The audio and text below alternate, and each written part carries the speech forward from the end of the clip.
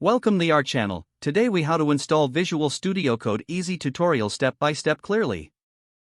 Begin by opening your preferred web browser. In the address bar, type code.visualstudio.com and press enter. You will be directed to the official Visual Studio Code website. On the home page, look for the large download button. This button will be labeled according to your operating system, such as download for Windows or download for macOS. Click on the download button. Once the download is complete, locate the downloaded file in your computer's downloads folder. For Windows users, this file will have a .exe extension, while macOS users will find a .dmg file. Double-click the downloaded file to start the installation process. For Windows, a setup wizard will appear.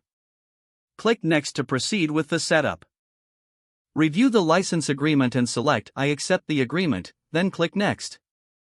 You will be prompted to choose the installation location. You can either accept the default location or select a different one, then click Next.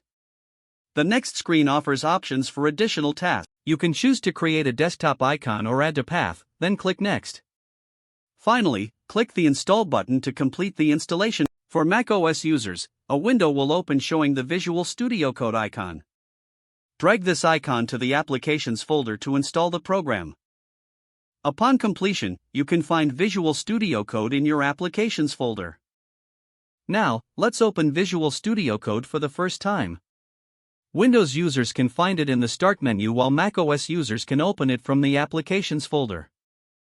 Once Visual Studio Code is open, you will see a welcome screen. Here, you can explore various features and customize settings. To enhance your coding experience, consider installing extensions. Click on the extensions icon in the activity bar on the side.